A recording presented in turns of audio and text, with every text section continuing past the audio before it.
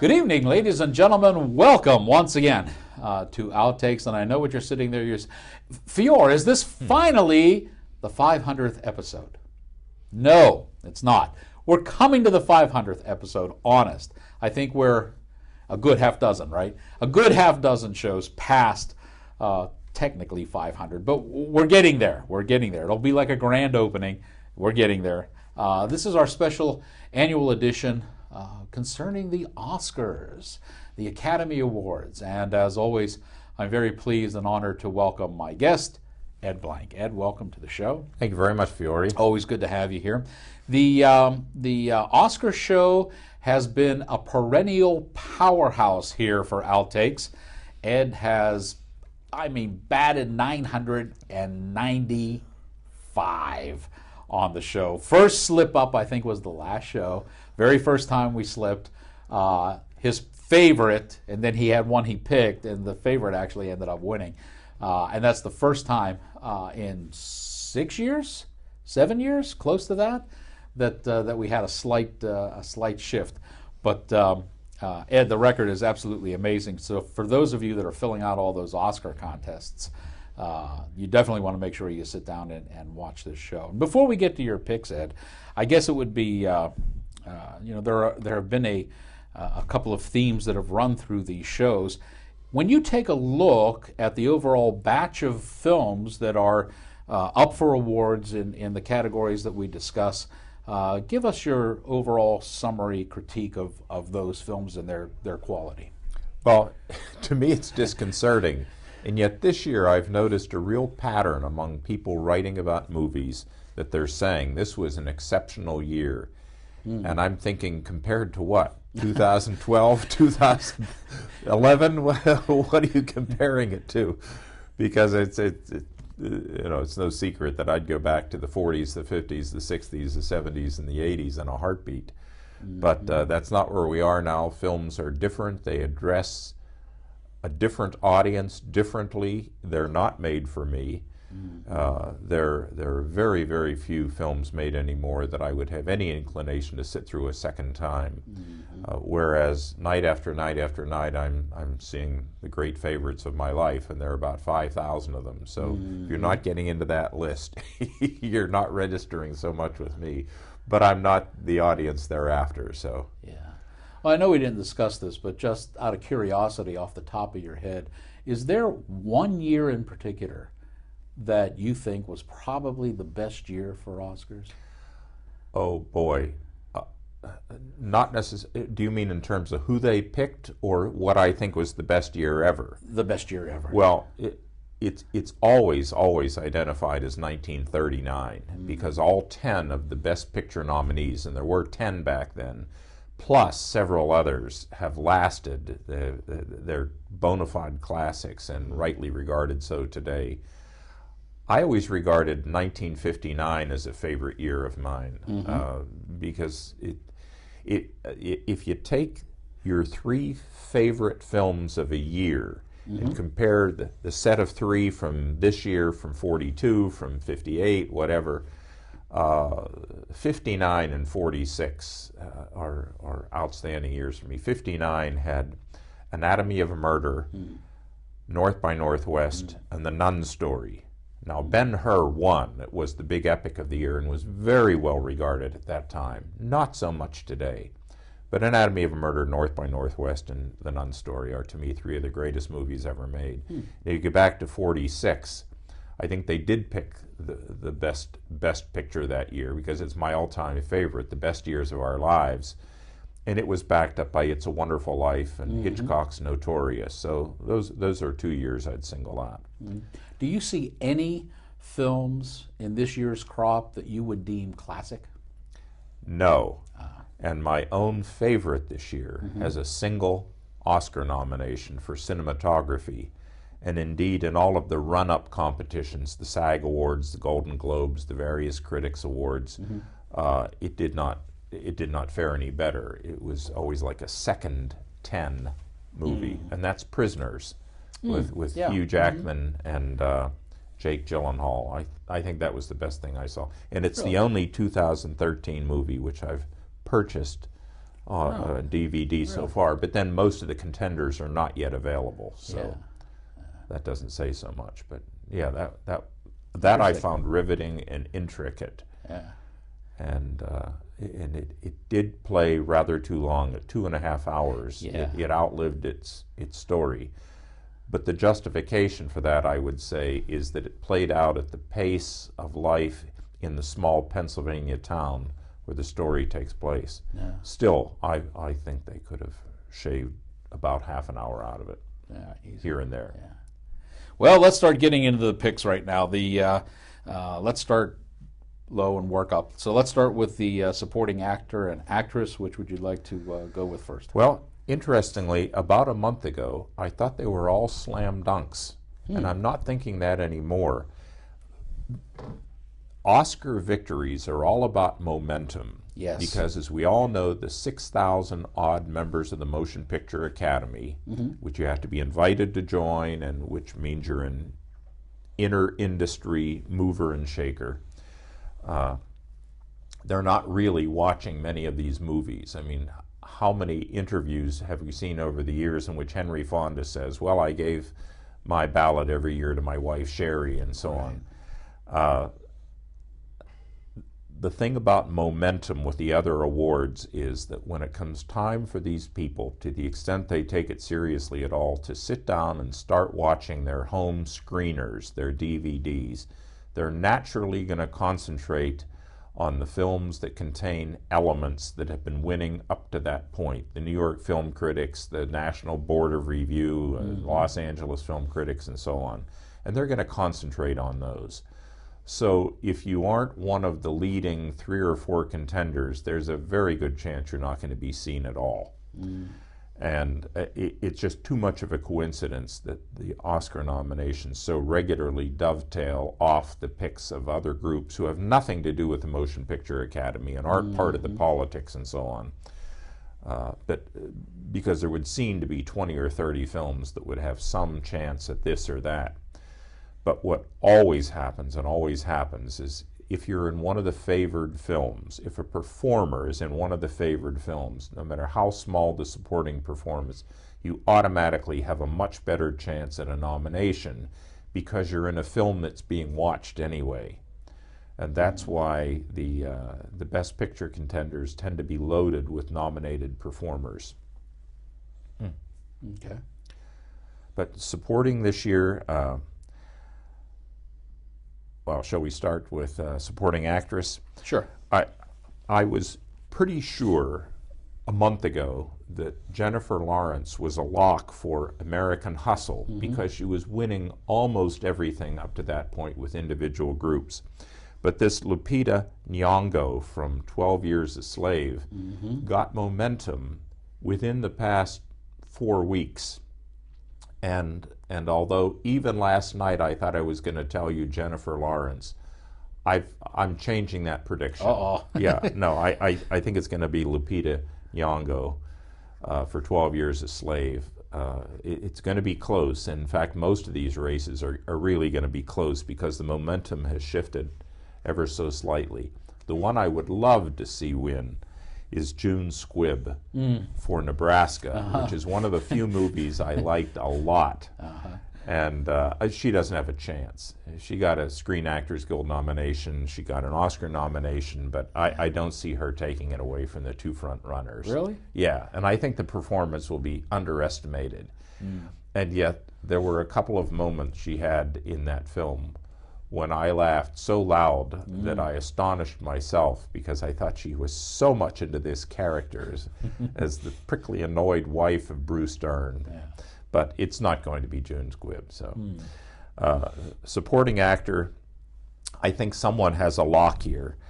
Barkhad Abdi has a chance for Captain Phillips as the leader of the men who hijack Tom Hanks' boat in that film. But I don't think he's going to win it. This is one instance where Jared Leto has won so much for Dallas Buyers Club that I think the challenges of the part are going to be enough to override everybody else in that category. And although I was not expecting him at the beginning, after I saw the film, I was not even thinking about him at New Year's. But he has won award after award after award, and if there's anything that assures a victory at the end of the line, it's winning everything up to that point. I always think of Robert De Niro in Raging Bull, and Meryl Streep in Sophie's Choice, and Sissy Spacek in Coal Miner's Daughter. When you're getting them all up to that point, you're not going to be denied at Oscar time. There's just no precedent for a dark horse winning in those circumstances. Well, that's kind of interesting that you picked Jared Leto. That brings up a topic that some of the trades are talking about. So I'll ask you the question straight out: is of the films that you've seen, all the contenders that you've seen, is Jared Leto deserving of the supporting actor award, or is it more the subject matter? Well, it's always all things. I think in this group, which I don't think is an outstanding group in the first place, I think he has a pretty clear path, because I would vote for him myself. And I was not knocked out by that film, but his work and Matthew McConaughey's are impressive. It's a good 1-2 punch. They're the reason to see the film, which is otherwise downbeat and has an uncompelling dramatic arc as far as I'm concerned, but there you are. Okay. Let's move on to actor and actress. Okay. Actress, for a while, seemed to be a lock for Sandra Bullock in Gravity. And after all, she's not only in the whole film, she's alone in the film for the final 90 minutes. I mean, once George Clooney is lost in space, it's her show entirely. And I think she is very, very well liked in the Hollywood community. She seems to be the Jack Lemmon of the 21st century. Interesting. And I don't pay attention to I don't even read the gossip, but there's just this sense that comes when she's on one of the award shows. The applause seems to rise even when she comes out to present an award. I think there's really great affection for her. I have the sense that she's really considered a good egg behind the scenes. Do I hear a butt coming here?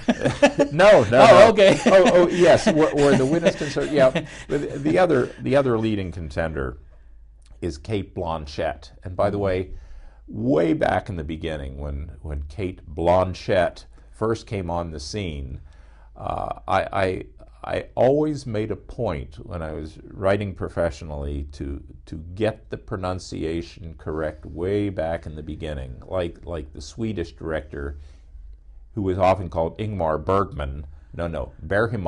Bergman. And so I learned Cate Blanchett, because I thought we're going to be hearing about her for a long time as we have Meryl Streep. And darned if in the past month I'm hearing nothing but Blanchett, and I'm thinking, which is it? Do you red carpet people know what you're talking about, or have I learned the wrong thing? Because I don't relearn easily anymore. But I do think it's going to be Cate Blanchett for the Woody Allen film Blue Jasmine. Yeah. Now, there's no bias coming through here because you're a big Woody Allen fan. Well, no. Okay. No, really not. And both of these actresses have won before. Yes. Blanchett for playing Katharine Hepburn in The Aviator. But I think she has sufficient momentum that she's going to take it this year again, so she'll have two.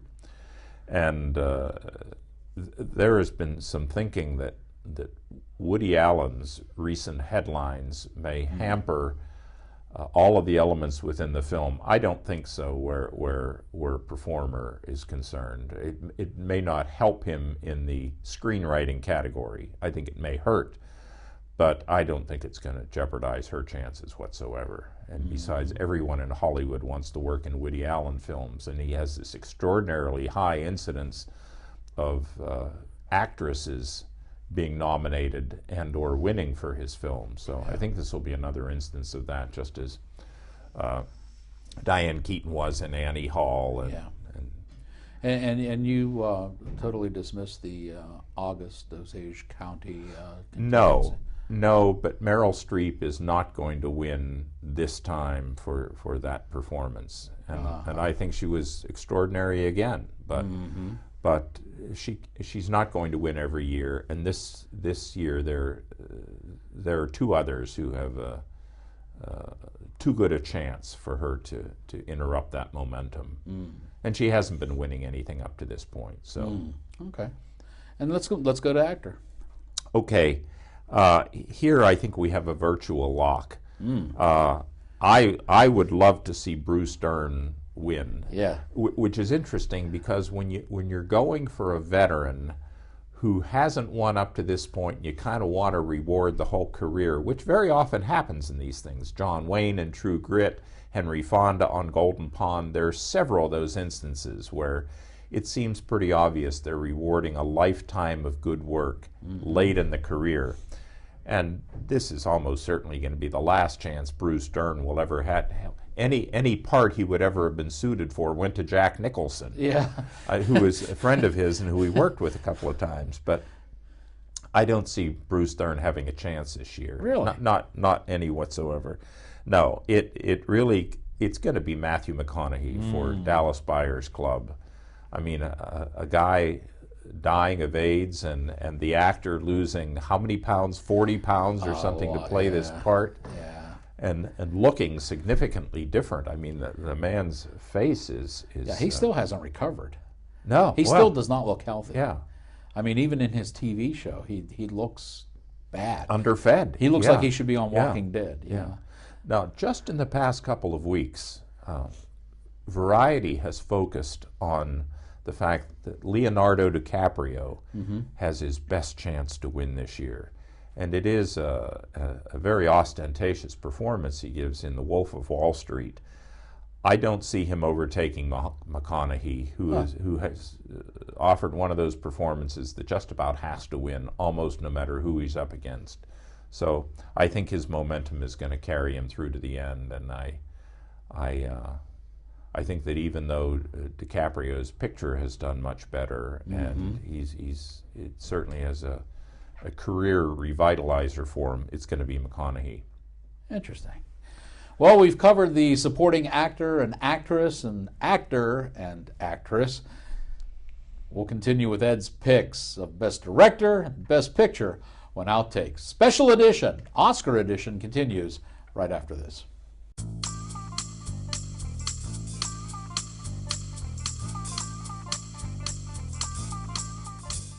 The time is coming. There's no escape from the day you retire. And will you be ready financially? Are you ready, dear? Saving for your financial future doesn't have to be a nightmare. Choose to save.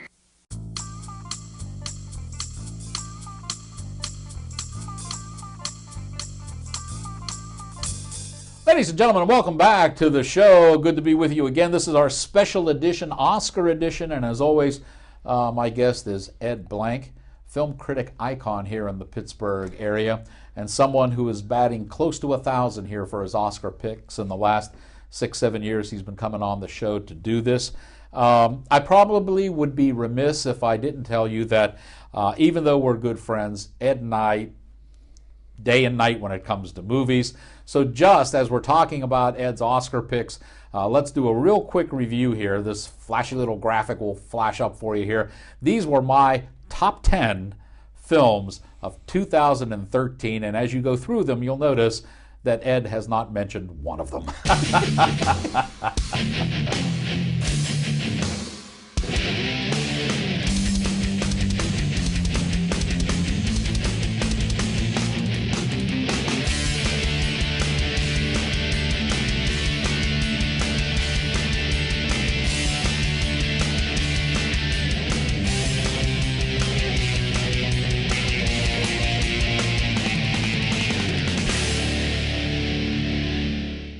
So there you have it, just a brief, and you know, I always say this and I'll say it once again. When all is said and done and you go to your home video collection, you will find more of my movies in your home video collection than you will in the Oscar collection. That's just the way it always works. That's just the way it is. Okay. We're down to the two big ones. And I'm always in a quandary as to what to do here, whether we should go with Best Director first or Best Picture, because there's a theory that the director should be the Best Picture guy, and then there's some that say, no, it doesn't have to be. So you agree with that or not? I never saw the reasoning in that, and okay. I never. There is so much more involved in a picture than the direction. It's the single most important element, but it's still only so much of the pie.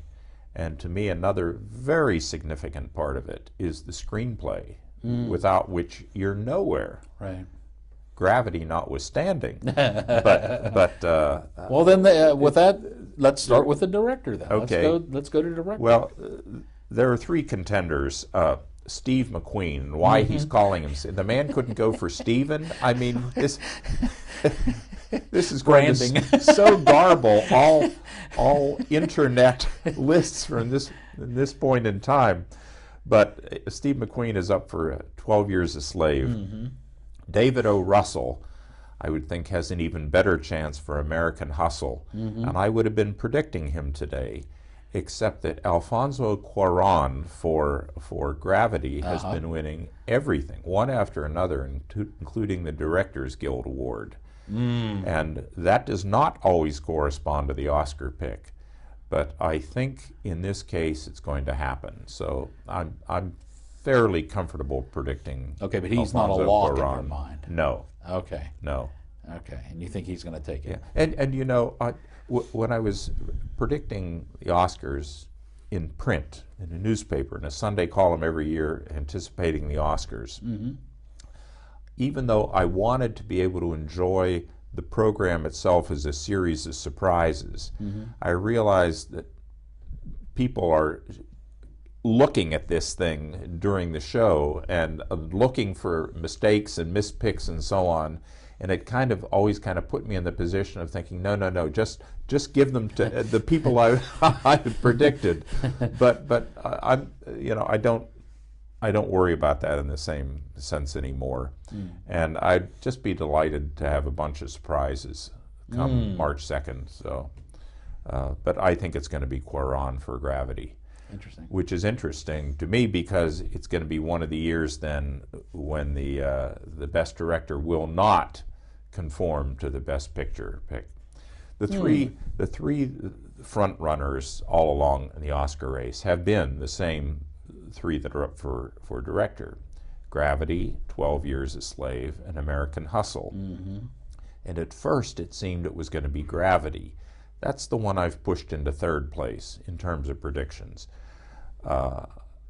12 Years a Slave has got real momentum just in the past few weeks. And earlier, it was American Hustle. So it seemed to move from Gravity to American Hustle to 12 Years a Slave. It really comes down to Slave and Hustle. And I'm going to stick with the one I've been planning to tell you for the past month, and that's American Hustle. Really? Yes. Huh. Even though, as I look through the other categories, I don't see me picking it right along the line. In fact, I think I have it only for screenplay. But it's no safe bet. But that's the one I would go with. And interestingly, I mentioned earlier in the show that my favorite film of the year was Prisoners. My other two favorites are up for Best Picture, and they don't have any chance whatsoever. I'd say they're ninth and eighth. And what would they be? Philomena. Okay. And I would love to see Judi Dench win for her starring role in Philomena. And Nebraska. And I would love to see Bruce Dern win for Nebraska. But neither one of them has a chance. I don't see these films taking anything all night. So, but at least it gives me a meager rooting interest in what's going on in some of the races. It's I thought American Hustle was way too long and pretentious, and it's kind of scary to think that would be selected as the best film of the year. Well, both American Hustle and Wolf of Wall Street struck me as having something in common, not just pace, but the word I would use to describe them both is slick. They're slick. Like Christian Bale's hair. Well, I think that's going to be enough to put American Hustle over. Also, the Screen Actors Guild voted that the film with the best ensemble performance. Yeah. And I think that will help it collectively, even though I don't see any of the individual performers in it winning. If Jennifer Lawrence doesn't win, nobody's going to win. So, interesting. You probably know that for my ballot on best ensemble film, I put Prisoners. yes? Yeah, I did. Yeah. I did. I thought that Very was good. That Thank was a you. good cast. Well, there we go. Another year, another round of Oscars, and American Hustle that didn't even make my top 10. Ed, Well, make my top 10 list. Probably wouldn't have made mine either. Yeah, so it's kind of interesting. I guess we can wrap this up by saying that, through the last shows and everything, you've constantly said that you think that the filmmaking of today has really degenerated and slipped, and you've lost touch with it. And I ask this every time you're on, and I think we should end the show by asking it one more time. Did you see anything in the films that you saw this year, not just the Oscar contenders, but any of the films that you saw this year, that has given you a ray of hope that maybe somebody is on the right track and there's still some quality films being made out there? No.